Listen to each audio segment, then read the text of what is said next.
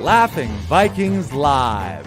High vibe chats with actors, comedians, and creators, plus stand-up comedy, sketch comedy, and most importantly, you. That's right, join us every Monday for new episodes, and you can be a part of the show on Facebook Live, YouTube Live, and Twitch. Ask questions and interact in the comments, and make sure to share this with your actor, comedian, and creator friends so they can be a part of the show too. Can't make a live show? No problem. You can catch up on your favorite podcast platform and visit laughingvikings.com to find out how you can join the cast and crew. All right, it's time for today's show. Buckle up and make sure you stick around to the end because we have a special surprise for you. All right, ladies and gentlemen, it is Laughing Vikings Live. Happy Monday Fun Day. Let's go.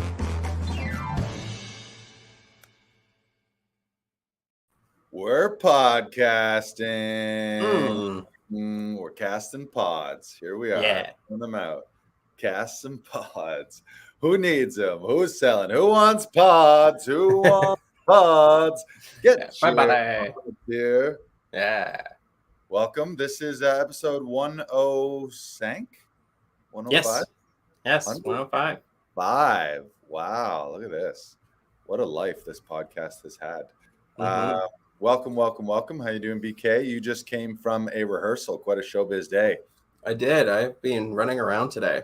Had a callback this morning, which went very well. And then I went to rehearsal right after that. And now I am here podcasting. And then I will be running a session after this. With one of our regulars, Adam Yes. Langton. Yeah. You better be watching right now. He's definitely watching right now. Right. Adam Daniel Mazet says, I'm very concerned with that cap, Lars. Adam, quit being so divisive, huh? Quit being so divisive. It's a tradition. My mother was born in New York City. The Yankees are one of the greatest baseball teams and greatest organizations of all time in sports and in everything. So you can hop on the Yankee hater bandwagon, or you can just be like, man, I recognize the excellence in that fucking all-time greatest team of all time. Did I say all time enough? Because the Yankees, and I'm saying this right now, I'm a diehard Blue Jays fan, have been all my life. Not diehard, I'm not going to die for them, but I love them. I love the Jays, and I love when they succeed. But I also am sane enough to recognize that the Toronto Blue Jays and every other organization in Major League Baseball cannot touch the Yankees. There, I said it. In your fucking face. Yankees, baby. Take that, Adam Daniel Mazet. It's not too often I just rip on someone on the podcast, huh? Nope. There you go. That's my Yankees rant. Editors, cue that one up. Now I want to see what he says in the comments to that. How dare you? That's like saying, what's well, he said it's good to see Broiler doing broiling things. So Right. Thank you. And Right. and I'm sizzling. I'm broiling, sizzling, bacon, all of it, all of the above. Mostly bacon. I just tore you a strip. I just tore a strip off Adam Daniel Mazet. Usually I'm all full blown like love and positivity, but I mean when you make a ridiculous claim like, oh man, look at that Yankees hat, the greatest team of all time in all of sports. I don't know. Haters gonna hate, I guess though. Haters gonna hate. Or you could be a true test of fandom is if you're willing to stick through the hard times, Lars. So true. Yeah. I don't know. True. And the Yankees is an organization who they've had plenty of hard times. Yet they're still the greatest team and greatest sports organization of all time. Same with Montreal Canadiens, really. Similar to Montreal Canadiens. My only right. He says my only response is if it wasn't true, it wouldn't bother you. It doesn't bother me at all. I'm just stating facts. Like it doesn't bother me that you don't realize somehow that the Yankees are the greatest organization of all time in all of sports. But I thought I would give you the info. Just now, in case. what do you think makes them the greatest organization of all time? I feel like that's a bigger statement than saying they're the best team. Because of the legacy, because of how long they've been around, because of basically the number of championships. I think that's the greatest organization is the one who's the best the most times. They also have, but I mean, like a lot of those championships were won early on, right? And like there wasn't as many teams in the MLB at that point, correct? There wasn't, like in all of sports. So I don't know that that's a point that you would even take. And tons of them came in the when would it have been 2000s and teens too. So yeah. They've won the most number of World Series and the teams, the cohesiveness. Their fandom is the largest as well. There's a reason you see this logo in every city, everywhere in the world, especially in the States. And there's not too many other teams who can say that as well. Where everywhere, like nobody's fucking wearing a Milwaukee Brewers hat in San Diego. You know what I mean? But there's for sure people in San Diego wearing Yankees hats. And worldwide. But this episode is not a sports. First of all, it's not a sports podcast. Second of all, who cares? What? It's baseball. What? It's not. And where have I been? We might have to edit all that part. We'll maybe we have 3 separate podcasts. Maybe we have a sports podcast where me and Adam argue about baseball. There's the other thing. Iconic players. It's like half of the Hall of Fame is the Yankees. Come on. Massive celebrities. Yeah, it's also New York. So it's when your organization is in the capital of the world, and make no mistake, New York has been and may always be the capital of the world. So at least in the pop culture capital of the world, you could argue that maybe some other cities are the capital for whatever. But pop culture, it's New York, baby. Look at them all. Reggie Jackson, Derek Jeter. All right. The baseball segment of this is over. Adam Daniel Mazet, thank you. And for the record, just so Adam's not too upset, right there's my Jays hat. And I'm I think you need to keep both hats on for the entirety of this podcast. I'm a dual citizen. I might have to by citizenship. With my dual citizenship. Let me see if I can figure this out. Does that work? Or shave remember the Yanks.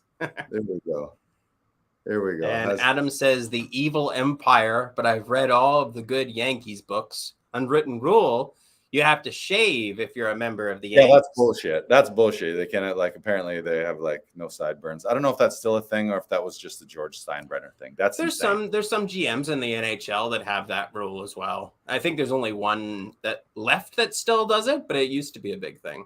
It's ridiculous. It's all ridiculous. Yeah. Anyways, everything's ridiculous. Everything's ridiculous. I'm a dual citizen. My mom was born in New York City. My dad was born in Canada. So legally, I have to wear the hats like this. Go Jays. Go Yankees. Who cares? It's a game. All right. Now, moving on. Who cares about anything, really? It's all a game. All of life is a game. So care enough about it, but also don't care about it at the same time. Number 5, guidepost number 5, opposites. Care a lot about everything and take everything personally. And then take nothing personally and don't care about anything. That's life, baby. That's life. Yes. Today's episode, we're going to get into it in a few minutes. Today's episode, we're going to talk about the top 5, count them 5, top 5 things that actors can be doing between auditions. Why is that important? Because sometimes you're not on set, sometimes you're not on stage, sometimes you're not rehearsing, sometimes you're not auditioning, which for a lot of actors is a lot of time. So we got to figure out how to spend our life between auditions. What are things that you can be doing as a professional to build your life, build your career when you're not actually in the process of working or being in an audition setting. So we're going to get to that in a few minutes. But first, we have some reviews. Where are they at? They're right here, Lars. Our first review comes from Aaron Brooks, also known as Aaron O'Reilly. Aaron O'Reilly says, I've gone to Laughing Vikings for a few comedic self-tapes recently, and I've had the best time and success with them. Brandon gives such thoughtful and playful direction. He's a gem, and the technical aspects of the tapes are on point. Thank you, Erin O'Reilly. She is great. You ran those sessions, but I was here when she was coming and going, and got to have a chat with her. She's got great energy, real good vibes, positive. Good sessions, fun stuff. Oh, fantastic sessions. And I do want to give a shout out to Cheryl Poirier, who also helped run her very first session with Erin. So congrats to Cheryl as well. A huge shout out to her. She was Erin's first reader for her first scene here at Laughing Vikings. And Erin is so much fun. So much fun to watch on screen, so much fun to work with. She has such a wonderful energy about her. And it's so, like, she says, I give thoughtful and playful directions. She comes in with such a thoughtful and playful take on the character it's so lovely to see. And like, she elevates it just as much as we all did as a group together. So Erin, oh my God, what a talent Erin is. So shout out to Erin. Shout out to Erin. We give you 5 stars right back, Erin. Yes, 5 stars. I think up on her Google her 5 stars. Yeah. And speaking of Cheryl, we want to give another shout out to our most recent session directors here. We're doing a wave of expanding. So bring that banner up so that I can give them all shout outs. You mentioned Cheryl Poirier. Also, Jessie Elgood has done a bunch of shadowing, and she's now running her own sessions. She ran one the other day with Chris Robinson, one of our regulars. Sebastian Sage is coming on board. And our 3 remote virtual Zoom session directors, also Todorofians. They were all ensemble mates with me during conservatory. Shout out to Aaron Reed, Monine Daly, and Deanna Shinsky. Get her shin in the game, Shinsky, and book them for your next self-tape session. The first 3 that I mentioned, you can book them here in our Toronto studio or via Zoom. And the last 3, they're located in New York City, New Hampshire, and San Francisco. But in a global world, they're connected to you at any time that they're available. You got to check their availability. But welcome to Cheryl, Jessie, Sebastian, Aaron, Monine, and Deanna. And stay tuned for some potentially some more expansion as well. But we're happy to have them on board. They've already been running sessions, already getting the vibes, getting things going with actors here in the studio. And most importantly, having fun, clapping them in, clapping them out. I thought one of my favorite things to do is I just, in my head, I'm like, teach them, clap them in, clap them out, and teach them the handshake. And then I've done my, as CEO, I have done my job. Let's do that. Let's teach people the handshake. Now, post-COVID, we've often been doing like the air handshake. But how it usually would go, this is the Laughing Viking handshake. It would normally go, let's get in our nice mediums here. I would normally go, we grab forearms, and then we grab forearms, so that we're kind of like over the top or holding 2 of our hands, and then we fake headbutt.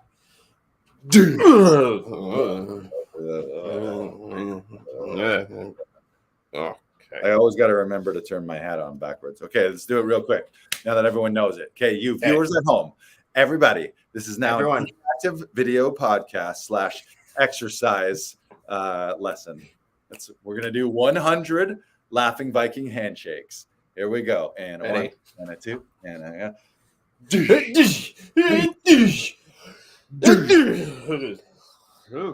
And note the sound effects. It's the classic sound effect. I believe the official stupid sound effect is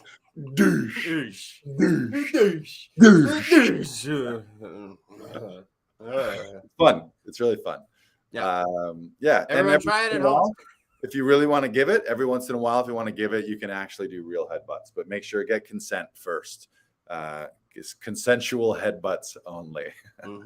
It's in our company contracts. It's in our company policy is headbutts are encouraged, but they must be consensual. Yes. Oh. All right. So welcome to them. We have also got some more testimonials or reviews. Reviews. Are we reviewing reviews right now? I believe we are. We are reviewing Go up reviews. there on Google. By the way, 89 5-star reviews. 89 reviews, a 5-star rating. And I believe we have 88 5 stars, and one guy gave us 4 stars. I forget who he is. Let's find him today. He's like the Russian judge. He's like, you guys are amazing, 4 stars. Can't give you 5. But Craig Shaw, on the other hand, a local guide. He is a review aficionado. Craig Shaw knows what's going on. He's a local guide. He says 5 stars. Very interesting. You gotta go at least once. Very unique experience. And he's talking about Comedy Alley. He was here last week at our Comedy Alley show. And I like his review. It leaves them wanting more. It's like, you gotta go. He says it's interesting. So he's like, this is interesting.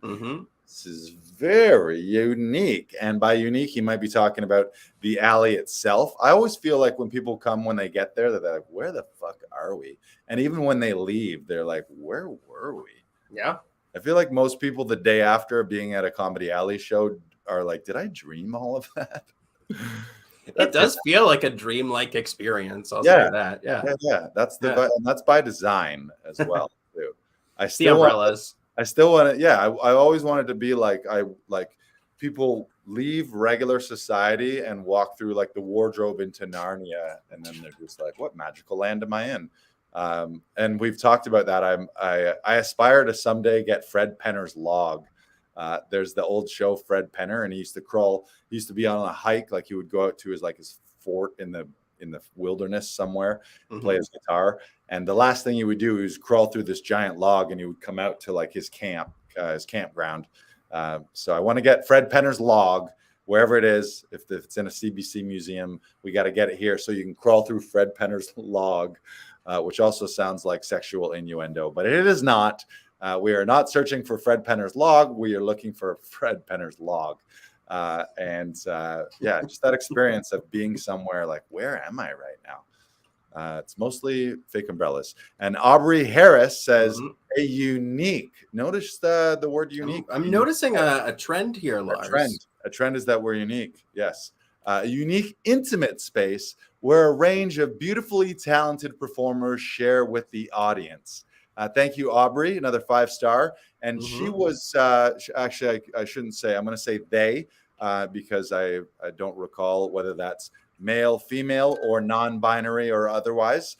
So I will not assume. I will say they were at our Free Flow Showcase show a couple weeks back, which is an organization that does comedy shows, spoken word, music, poetry, super high vibe, and everyone's incredibly talented. Speaking of that, we have another Free Flow Showcase coming up Sunday, August 9th. And it's also one of the producers and hosts' birthday. Anto Chan, to know him is to love him. Yeah. Shout out Anto Chan and Free Flow Showcase. So grab tickets. You can find Free Flow Showcase on Instagram. And I believe you can just get a ticket through laughingvikings.com as well. October 9th. Those shows are like magical. Those Free Flow Showcase. The music, the talent is ridiculous. There's always comedians. Some people doing spoken word, doing poetry. It's like you'll laugh, you'll cry, you'll feel like a better human being. You'll feel more connected to the world. You'll meet some amazing people. They're incredible. Shout out to Free Flow Showcase. All right. Those are the reviews. We're done the reviews? Yes. All right. And now it's down to brass tacks, baby. Down to business. We're going to talk about 5 things that actors can be doing in between auditions. So when you're not actively auditioning or on a show or on stage somewhere, what do you do? How do you still spend your life and work on yourself and your career? And so we put a little short list. This certainly isn't the be all and end all. Maybe you can type in the comments other things that you do or aspire to do. But number 1 is training. ABT or ABG. Always be training, always be learning. So what does that mean? Taking classes. You could be taking voice and speech classes, specific scene study classes, voiceover classes, physical classes like fight choreo or horse riding. I'm currently taking my boating safety certification so that I can operate a boat. And that's, believe it or not, to get a card to be legally able to drive a boat on real water with other boats and people. It's an online course, meaning to be licensed to drive a boat, you never have to drive a boat. Really? It's strictly now that might be different to own a boat. Like there may be certain, like to own one, maybe you have to get insurance, which maybe you have to take a practical course or something. That I don't know. But to get my personal, I think it's personal watercraft safety card or something like that from the government, is like 5-module course online, mostly reading, learning the right rules, regulations, safety things, best practices. And then each chapter has a quiz, and then you got to get 80% on the quiz, and you pay the fee. So yeah, I'm wait 1 second. Okay.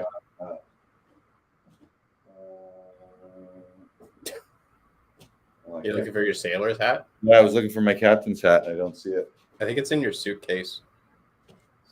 Oh, is it? All right. Well, we'll save it. But that's one of the classes that I'm talking about right now. And so that can be something that you're officially registered in and enrolled in, or that can just be a regular habit of learning and training. Maybe you're watching videos online or listening to a favorite podcast.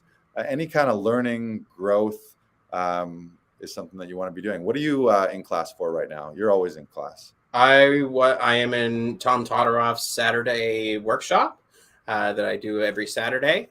So that's a half hour of text analysis and reviewing the guideposts from 11 to 11:30. Then we do a voice and speech class with a different voice and speech teacher that teaches all around the world. One is Andrew Wade, who is the vocal director at the Royal Shakespeare Company. And there's plenty of others. Ann Burke, who also works at the University of California, and I believe also in Arizona as well. Mary Lou Pizzato as well. She's Juilliard, who's literally the first acting class at Juilliard in New York. She's taught at, she was the head of drama at Cal, I believe I want to say Cal Arts, and also teaches at Yale and is in faculty with Todoroff as well. And then from 12:30 to 4 is scene study and monologue work with Tom, which is always so much fun to watch and so interesting, seeing other people grow. And it's great to see that because you learn just as much from watching them grow as you do doing it yourself, which is fantastic. And then I just finished a scene study class with Karen Ivani, which was a fantastic class. It was my first in-person class since the pandemic started. There were 6 of us. We did scene study reviews. We worked on 2 different scenes over 3 weeks, or over 6 weeks. We worked on 2 different scenes. And so we really got to dive in deep with what we were working on, which I really highly enjoy. A class I always recommend, and I think it's one of the essential classes for a Toronto actor, is Lynn Cormack's Nailing the Small Roles class. And if you haven't worked with Lynn Cormack, I highly suggest you do. She is very well trained. She's one of the best friends of Chick Reed, who is a Stratford performer. She is incredibly talented in her own right, and I do highly recommend Lynn Cormack's Nailing the Small Roles class. I think it's one of the best classes I've ever taken. Nailed it. You nailed the Nailing the Small Roles class. Thank you. Pearl pitch right there. And why do you do this? Is so you're always growing. Like, all of us want to be on set. You want to be on stage, or you want to be in the process of fighting for one of those roles via an audition.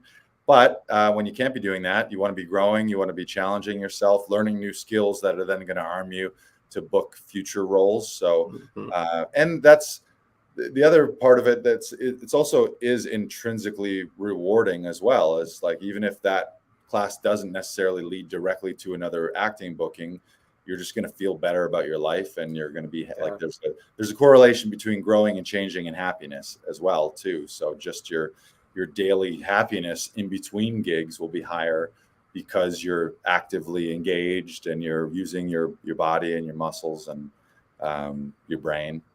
I also think there's a perception sometimes when actors go into classes that they're expecting to get something out of it, or like a job out of it because they're doing this class. And I think I firmly believe that actors need to lose that, to lose that mindset of I'm getting something from doing this class, and just learn what's going on in the class. Learn Right. your technique. Focus on that first, because that will help you later on when you do get the role, rather than expecting that you're going to get a role from the class. That's not always a guarantee. Yeah, And you mean people who go into a class thinking nepotistically because they took this class and paid this money and met this person, that's going to mean that, yeah, that's silly and ridiculous. And almost in every class, it'll state that at the bottom, like that is like the purpose of this class. Like you are not paying, especially if it's a casting director workshop, for example. It's like you're not paying. Taking this class doesn't mean you're going to be seen, doesn't mean you're going to book a role. Like any class that you should be taking to learn and grow and to learn new things. And you shouldn't be thinking like, oh, this because I was in this class, this person is going to give me a job. Yeah. But you should be thinking, if I even learn one little tool, one little technique, one little exercise, one little way of thinking, that leads you to be booking potentially, or it's just the experience of taking a class and meeting some new people too. And I say that partially because I did that when I first started out in Toronto. I was expecting that. I was expecting someone was going to discover me when I started doing classes, and that's not the case. So take the classes for what they are, learn from them, do your absolute best, but know that like this is something that is going to help you down the line. I was talking about this in our scene study class yesterday. Like this is a career, and like you get incrementally better. Like it's in steps. It's not a night and day process. You get a little bit better each time because you're learning different parts, and you can always be more specific with your work, as Tom likes to say. Right. Yeah, like anything, you can always get better. It's like there's people who are brand new getting better, and there's people who have been doing it for 40 years still feel like they're just figuring it out and just things. So always be training, and there's, like I said, there's different ways to do that.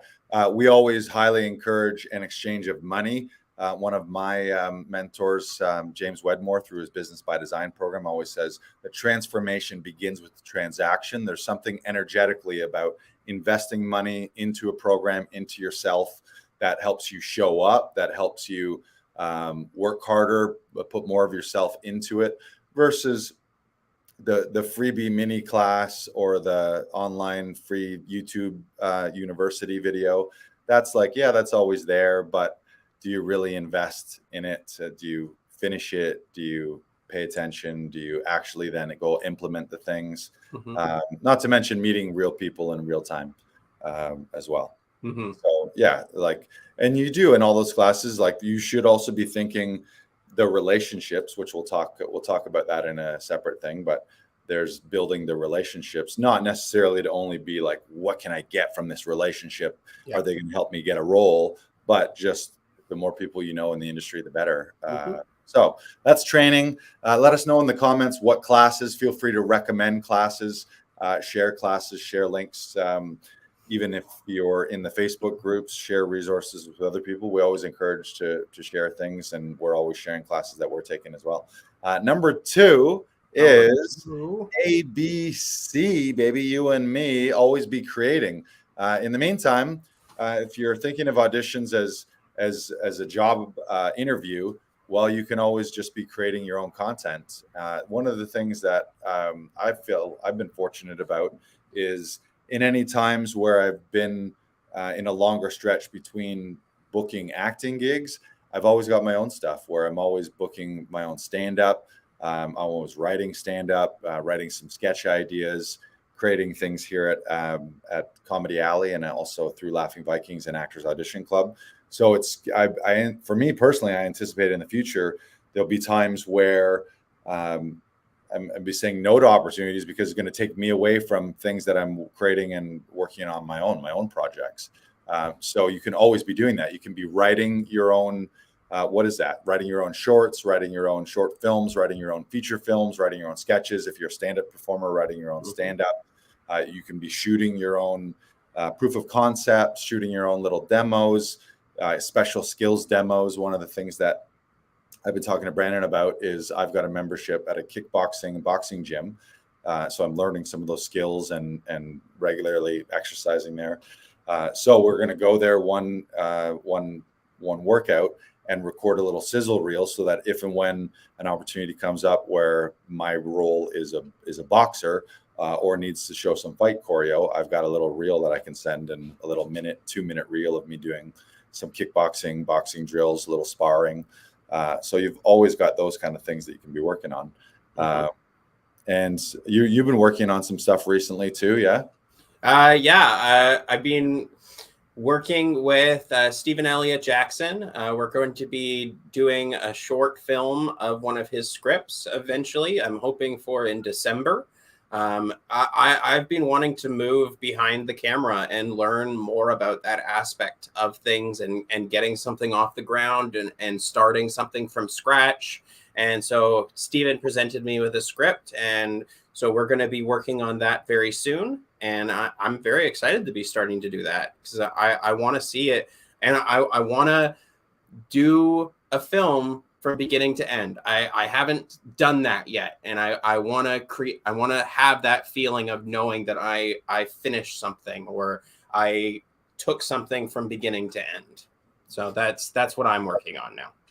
Love it. Yeah. And I mean, for everyone in the industry, the old model in the industry, because of technology, was that there were gatekeepers. There's like whatever there was 5 or 10 studios, and they had all the equipment. So you had your work your way into that studio system and become a known entity. But now with cell phones and the internet, we have global audience. Everyone has HD technology. So you can lament not getting an email from your agent or from a casting director to give you an opportunity and sit around and be like, oh, I want to be an actor. If only I was given an opportunity.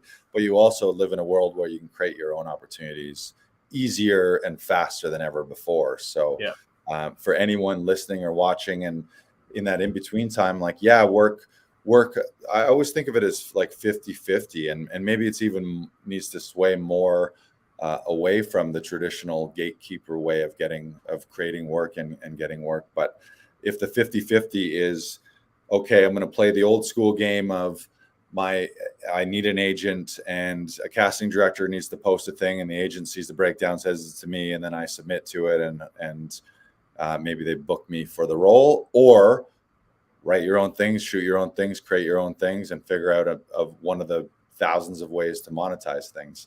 Whether that's just social media or whether that's taking a traditional distribution for film and TV. Just don't sit around being like, oh, I'm an actor and I want to be an actor, but what do I do? Be doing all of those things. And the great thing about when you're doing both of those things is you toggle between them. You get weeks where you're slammed, where you got like 5 auditions and you're just immersed in characters and opportunities for traditional TV and film things. And then in a week where it's slower, or you have a couple weeks where it's slower through your agent, then you flip back into your own creation mode, working on your own web series, working on your own shorts, whatever it may be, but always having that creative outlet. I think that's a challenge for people. Is for most people, the reason you got into this is because you want to create and you have those creative juices, and that's a beautiful thing. But then you get into it, and then somehow you let the world tell you that, oh, you can only create when we say so. When we give you an opportunity to work on here, when we give you money to work on our project, and then everyone sits on their hands being like, I just want to express myself. So the bottom line is, whether that's social media videos or a blog, vlog, shorts, sketches, like just whatever it is, just figure out a way to express yourself and create. You are a creator. You're creating your own life. You're creating your own stories, your own career. So just go create, and don't wait for gatekeepers. No. Adam Daniel Mazet had a really good thing. You and your agent are in an 85-15 relationship. You're 85% responsible, and your agent is 15% responsible. Right. And that's what you were saying before. Yeah, versus being the type of person where you're like, what? Like you sometimes meet actors and they're lamenting and being a little cynical or just burnt out on like, oh, I'm not getting anything. I haven't heard. It's been so many weeks, and it's like, okay, well, what else are you doing? You know, are you going to complain about things that aren't happening, or are you creating things on your own? Number 3 is in 5 things to do between auditions. Number 3, marketing. So you can always, if this is show business, half of it is creation and creative endeavors, but then there's also a business side. So in the downtime, are you updating your headshots, updating your resume, updating your demo reels, updating your personal website, updating your casting website profiles?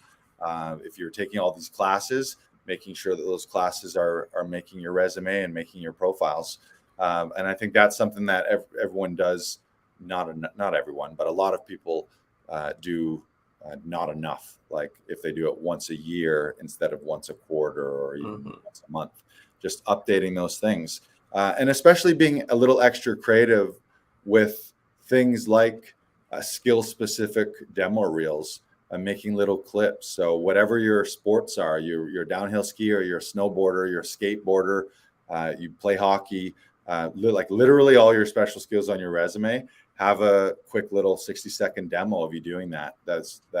That'll help you book commercials where they need it, feature films, TV roles. That stuff comes up all the time. And when they ask for a demo reel, they're going to favor someone if they know like you got to be some kind of trickster stunt skateboarder, and they have someone where they see it in video and someone who says, yeah, I'm a decent skateboarder. Who are they going to give it to? You know, they can't book you and then on the day realize, oh shit, this guy can't actually skateboard. Yeah. So like for me, I should have a baseball, volleyball, the boxing, kickboxing reel, some fight choreo, that sort of thing, so that you have those locked and loaded. Just those are like tools in your tool belt, or just things that you can then bring out. And it's crazy how, and I've seen this happen a bunch of times, but it's crazy how when you actually do this, it's like when you create the conditions needed to have something new in your life, magically that new situation appears, and that situation won't appear. It's like if you're looking to book a job internationally, if in your head you're like, oh, I would love to be working overseas, but you don't have a valid passport, you've created a universe and a situation where you can't possibly book an overseas gig right now. Like the chances of you doing that just energetically, because of the universe, if you believe in that kind of things,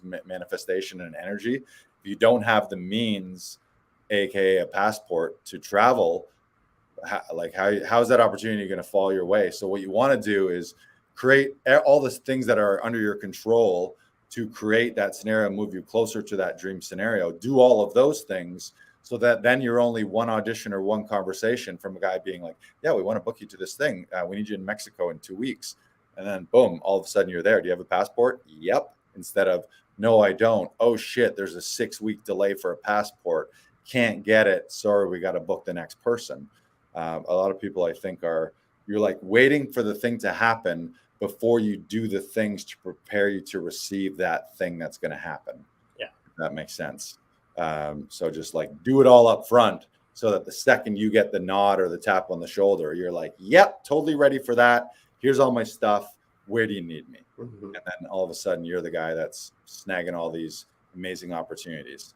What have you done recently marketing wise? I know you're always up to date on this stuff. I am up to date. I need to do more.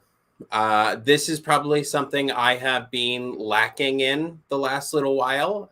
There are things that my agents and I discussed, and I haven't really fulfilled my end of things. So I need to get on this more. I need to update my demo. So let me let me say right now, this is Hit my it. moment. Yes. I am going to complete a new demo. I am going to record a commercial demo for voiceover because I have not done that yet, and I still need to do that. Right. And it's been limiting me on the roles that I get and the things that I am being able to be submitted for. And voiceover is something that you really want to do, and that also that you're really good at too. So I'm in the same boat. I need to do a new voiceover reel, so we can hold each other accountable for that. Let's do it. Yeah, it's like just imagine a world where you were going all out and you had everything that you needed, or you flash forward. It's almost like you've heard the term begin with the end in mind, or we talked about it last week, operating from your best self. Flash forward and be like, at top level, what are all the things that I want to have and be and do, and then just work backwards and really start doing all of those right now as much as you can that's under your control. And then you'll live into that scenario by just making it happen. So voiceover, new demo reel. By the way, everyone on the call or listening, if you need help with a demo reel, Adam Barnicki from Wicked Tree Creative, he did mine. He's a film and TV director and camera director and DOP. And he does great demo reels, and we have a relationship with him. If you go to laughingvikings.com, I believe it's just /demo reels. Let's try that right now. He's offered Laughing Vikings and Actors Audition Club members a discount off his demo reel package, where you'll save $150 off his demo reel package. That's active. laughingvikings.com/demo reels. I think his rate is well, you have to check with his rates. His rates may have changed a little bit, but whatever his package rate is for demo reels, where he'll cut it together real nice and throw some music in it. And the things that he's great at is, because he is a film director and a storyteller and he's done documentaries, is he'll know how to put scenes together and make the transitions really cool, so that the demo itself has a little bit of a narrative and the demo has some architecture. And the other cool thing about his service, and the reason that I had him do mine, is within the following year, when he does your demo reel for you, when you get new footage, he'll swap it in and update your demo reel at no extra charge. So you won't make a new demo, but he'll take out some old footage, put in the new scene, or just snip in the new scene if you just have a small short reel. And normally he'd make those around 2 minutes, like 90 seconds to 2 minutes, maybe 2:30, but probably two minutes is around as long as you'd want those. But check out laughingvikings.com/demo reels. And that will give you access to a discount code, and you can reach out to Adam at Wicked Tree, and you can commit to up-leveling your demo reel. And the only other thing I'll say about marketing is just social media too. Is are you actively sharing what you're into? Some behind the scenes, like it's really easy. I know it can get time consuming, but if you're thinking of documenting versus creating, just to be like, here I am at this event. This is the new book I'm reading. This is me in studio doing an audition. Like just little things like that. Just sharing that you're actively engaged and actively in the business. If you're going to a screening with a Q&A or a panel, or you are in classes, sharing some of that. And then just in the general social media zeitgeist, people will see what you're up to and share what you're up to. If your short film is screening, or you won a little award, actively share that, and like, without being braggadocious per se, just like share it, let people know. Don't be bashful at that. All right, number 4. 5 things to do between auditions. Number 4, networking. And that's just developing relationships. I think networking for some people is a big scary word, and can bring up memories or feelings of being at awfully uncomfortable networking events. But it's building relationships. Obviously work on your craft and work on your skill.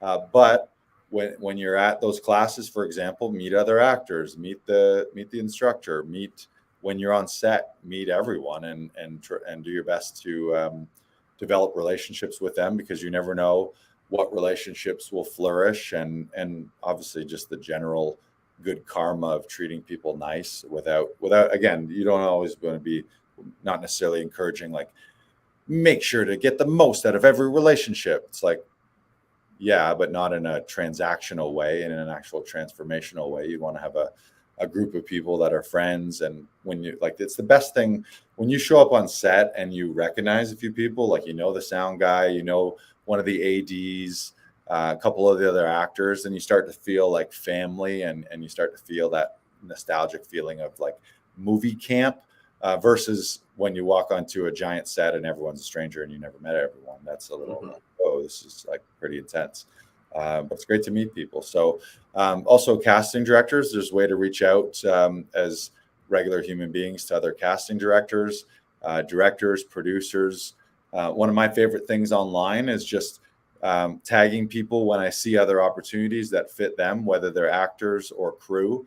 If I see someone looking for a makeup artist or a hair and makeup artist, I'll tag my hair and makeup artist friends. Same thing with actor breakdowns as well. So it's just like staying active in a community, and building those relationships, going out for lunch with people, going out for dinner with people, that kind of thing. Sharing resources, sharing tools with them. Oh yeah. It's I mean, this is as Tom always says, it is about what you know first to develop the craft and the skill and the necessary requirements of being an actor on stage or on set. But then second to that, it is who you know. It's like people want to work with people that they like, people work with their friends. So if you have a lot of friends in the industry that recognize your work and you are a good human being around them, then chances are that you're going to continue to work with them and have more opportunities. Versus if you're just a lone wolf, solo hermit, and you never meet new people. Yeah, you always should be meeting new people, developing new relationships, and then strengthening the relationships that you already have. True, that's a good one too. Yeah, go through your because sometimes I think we forget just to check in sometimes and say how are you, what's going on, and like that can I don't want to say lose us some opportunities, but like it gets you forgotten sometimes if you don't check in, and you should check in with your friends. Yeah, with friends, even with other industry people. Like that's fair game. And to casting directors who know you, to reach out and be like, hey, just a heads up, I'm in this show, just took this class. Here's a couple tickets to this showcase, like any of that kind of stuff, in a polite, well thought out way. Yes. Keep people in the loop. Even if that's just like lunches, the odd lunch with an actor friend, you want to be wary of who you're hanging around with. There's two kinds of actors. I think there's some that are very cynical, and you don't want to just go out for lunch with someone and both of you just moan and groan and have a big pity party. Complaining the whole time. Complaining. And that does happen a lot. And that's really easy to do it. Actors are not. It's just easy to do that in life. Is one person starts talking about their woes and the other person are mirror neurons as humans, and to be empathetic are like, oh yeah, you got problems. Let me tell you about my problems. But yeah, meet new people, be networking, be building relationships. And again, I've had like a great example is a role in a feature film that when it started was a smaller role, and then as we shot, expanded to really it's like one of the leading roles in the film. The reason I met the director and was cast in it was one of the producers was an actor that I acted in a student film many years before with him, and we just stayed friends. And that's Brian Quintero, and the film is We Came to Wreck Everything, and the director is Alex Caju. And I didn't know when I did that student film with him that years later, that personal connection with no audition. I was just directly cast on it. I had a meeting with the director. He showed me the script, talked about the character, told me about the commitments and that kind of thing. And then the actual role throughout principal shooting grew and grew and grew. I'd end up with like an extra line here, an extra line there, or just an extra little thing to do just for because I was there. And then after they did reshoots, I ended up getting more scenes and more lines in the reshoots. So at the time when I shot that, it was actually the most screen time that I had ever had in a professional feature film. Mm-hmm. And the only reason I was there is because I knew a guy who I was in a short film for student film unpaid many, many years before. So you never know. And then also that goes like treat assistants very well too, like casting assistants, production assistants, because treat everyone well. Right. Yeah. Everyone well, but the what people who first, I don't know why they do this, but they just don't get it, I guess. Is they only treat the manager or the big wig well, and they don't treat underlings as well, and then those people get promoted. So then all of a sudden the casting assistant is a casting director, and they're like, oh, well, I remember when you used to be a real dick to me when I was just a lowly casting assistant. But everyone's human and everyone has value, and regardless of their position, treat people like a good human being. You know, that should be rule numero uno. All right, number 5. Number 5 things to do between auditions is living. Mostly just live your life and never get down. Like, it's funny, and we all do this. I've done this, where you put so much weight on acting jobs and climbing the ladder and growing your career and getting the next biggest thing, that you can sometimes forget to be grateful and have gratitude of just your everyday life. And also the mindset of striving to make your life the real lead character and lead role and dream role that you want to have in your life, instead of being like, oh, I'm really only ever on when someone gives me an opportunity. And when I'm not on stage or not on set, everything sucks and my life sucks and it's boring. Like, it'd be a terrible way to live. But I think it's not a far stretch to say that there are a lot of people doing that, where things are only good based on their last booking or latest booking, or how much money it paid, or the reviews that it got, or the crowd response that night.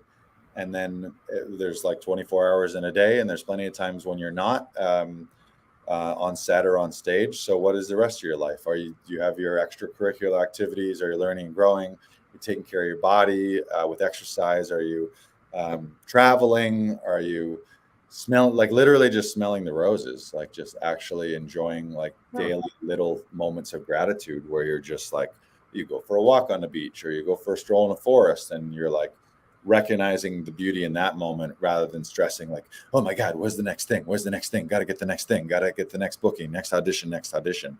And realizing that just be grateful for everything that you have in your life right now, and enjoy every moment more, rather than thinking like it's challenging for everyone to do that, where you're always like, what's next? Like, even when you book things, you book something, you haven't even shot it yet, and there's a trap to be like, okay, well, I'm gonna shoot that, and then when I get the demo reel for that, that's gonna lead me to this, and you're like already creating this whole future thing.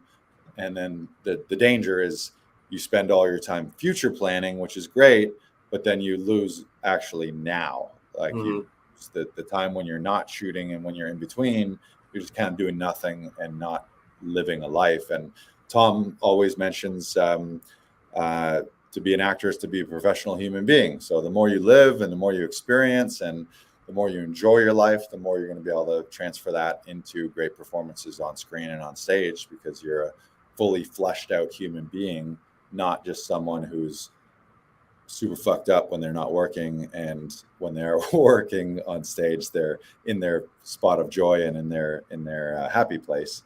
But then when they're not there, they're just an emotional wreck or neurotic or whatever it might be. Well said. I like it. Yeah. What do you do to live? What's your living? I play board games. I play computer games. I play games. I play games to have fun. Yeah, games are fun. Games are good, and fun is fun. Yep. And really, life is all a game too. I think that's a good strategy. People who see, not saying that it's not serious and there's not dire circumstances in real life things, but I think having an attitude to a certain degree that life is a game, it helps. Certainly makes it more fun. Oh, 100%. And like I after my session today, I'm going to be playtesting some new board games. So I'm very excited for that. And like my friend Chris George has a board game channel on YouTube. Check out Room and Board if you're into board games. And like I love living in that world. I like it's a good way to take your mind off things. Like my roommate Zach and I are going through a game called Aeon's End Legacy, which is a deck building card game, which is so much fun. This is our second legacy version of this game. And if you don't know what legacy is, it's basically a storyline that you're traveling through. And you play as different characters each time, but like they're all part of the same story that's going on. And so you're working your way to the end. And Zach and I have done several legacy games at this point, and we just enjoy playing them. And we do try and keep it to as minimum amount of people as possible, because especially when you're doing a legacy game, it's good to have the same group of people from beginning to end. But yeah, like we do that a lot, and I absolutely love them and that group. And so yeah, I also play D&D. Right. Sometimes as well.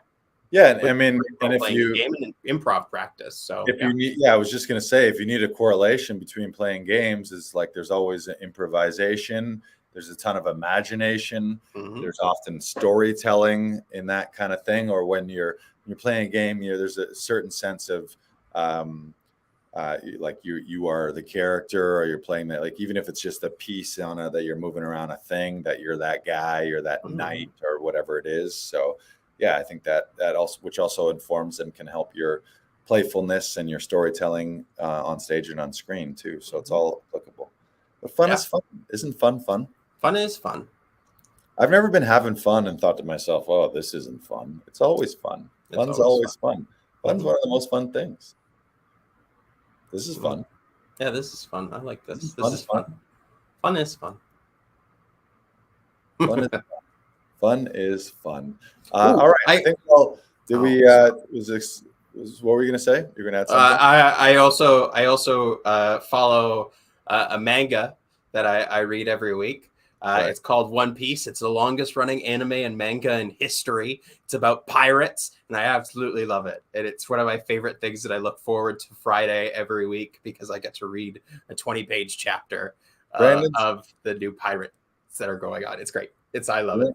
Brandon's key to success is to remain doing all the same. Remain a child. A 14-year-old boy did.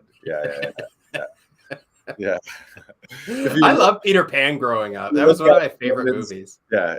If you were to compare Brandon's daily agenda to the daily agenda of a 14-year-old boy, it would be essentially the same. More or less, yeah. Stay up till 2 on computer games and editing, and then you're watch some manga, listen to a podcast, play some D&D. Yes. So thank you everyone for tuning in today. It was a great episode. Quick review: 5 things to do in between auditions. Number 1 was training. Number 2 was creating. Number 3 was marketing. Number 4 was networking. And number 5 was living. So just make sure that you're enjoying your life in between auditions as well. We always talk about auditions.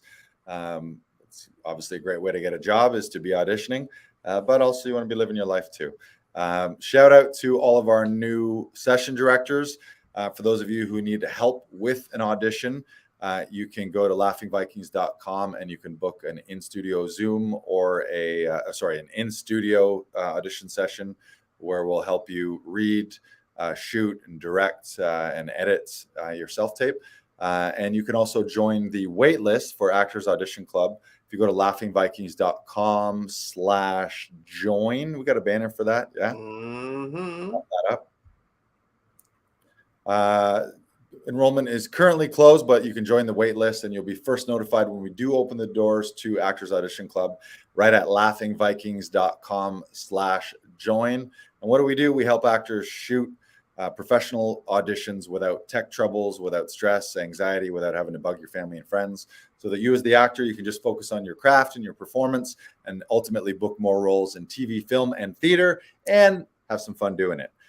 So you can join that wait list.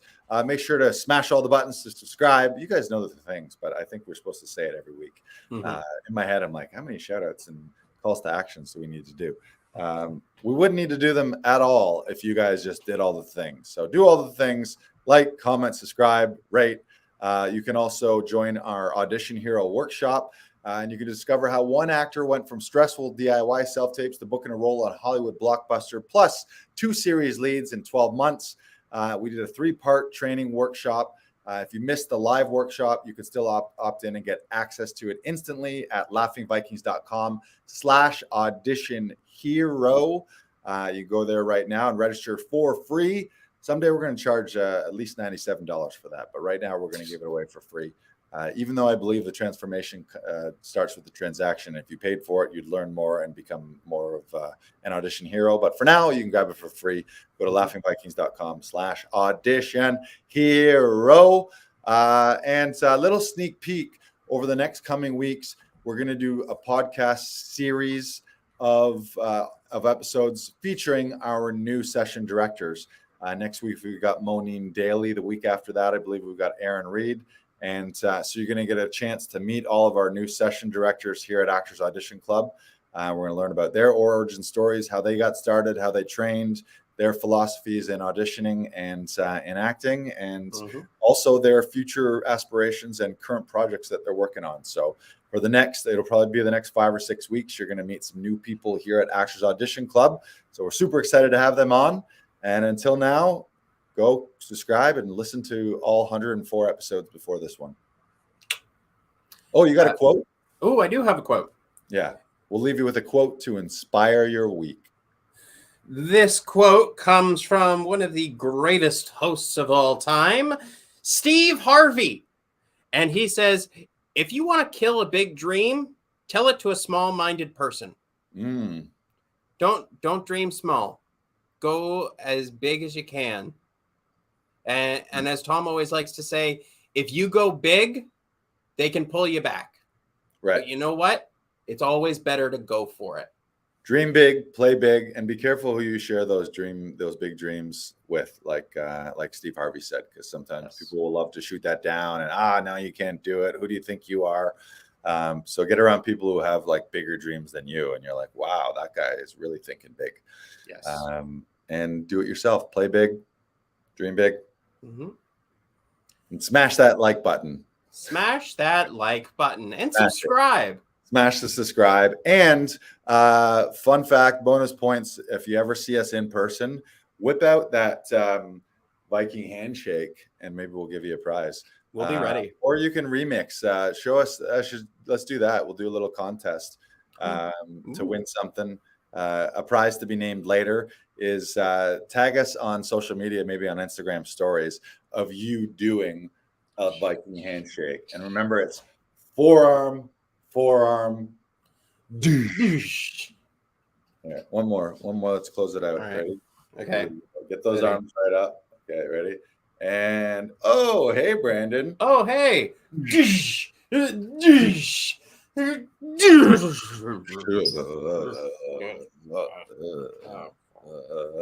has been episode 105. Goodbye.